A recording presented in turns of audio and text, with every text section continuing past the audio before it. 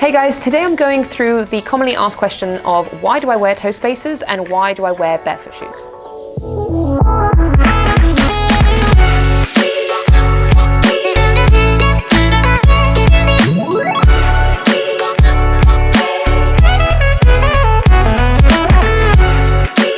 So today I wanted to cover why wear barefoot shoes and why wear toe spacers. I get this question so many times. I wanted to make an in-depth video basically just showing you rather than just telling you.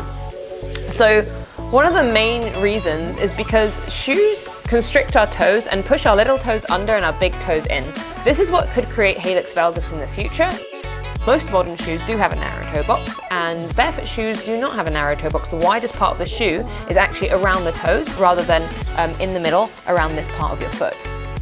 So the main reason I wear toe spacers is because they allow my toes to go back to their original shape that I was born with. So after years and years of wearing tight shoes, your toes do get tight. You do lose some ability to use them, you lose some dexterity, you lose a little bit of ability to react to the ground. So you basically don't practice feeling the ground and reacting to different surfaces often enough.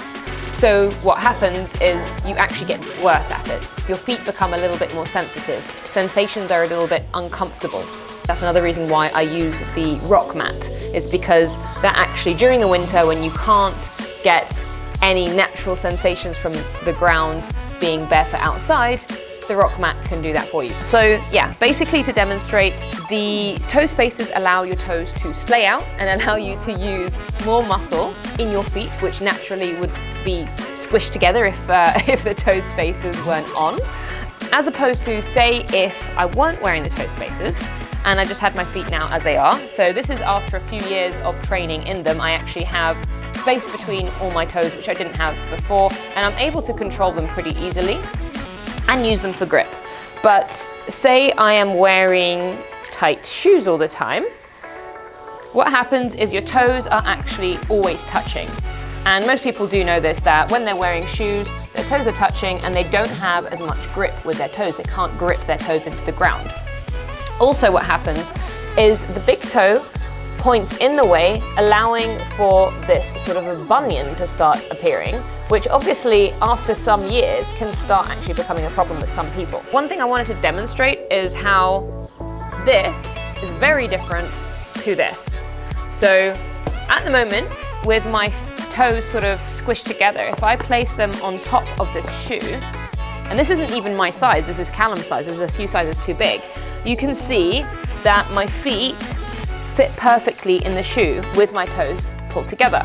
If I take this off and I actually just stand normally, you can see already, without even splaying my toes much, my little toe is actually off the edge of the shoe. It doesn't fit in the shoe. And this is obviously going to be a problem if I'm training in these, if I'm walking in them long distances. This is how my feet are going to work. They're going to work with the toes together and they're going to get stronger in this position. So if we wear toe spacers over some time and we start wearing barefoot shoes, if you place the foot over the barefoot shoe, which one is this? This one. You can see that it fits perfectly on the barefoot shoe and there's plenty of room to wiggle, and the little toe doesn't actually come out of the boot.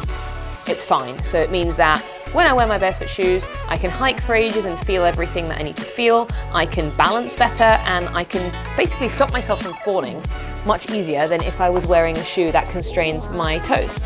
So another thing it's allowed me to do is jump and get rid of foot pain. So I used to have plantar fasciitis and like this severe heel pain.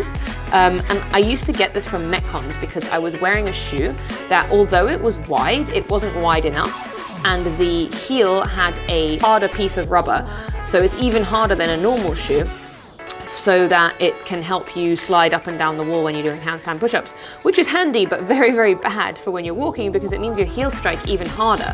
So although I do love the METCONs because they're wide, they do give you a bad habit of heel striking harder, which is not natural. And if you were to not wear shoes that overly protect your heel, you would feel the ground and that shudder that it's causing when you're you know, heel striking, and you wouldn't heel strike as hard, so it was less likely to get that impact constantly. But yeah, basically the main barefoot shoes that I wear are barefoots and groundies, both of which are very roomy, allow for lots of wiggle space.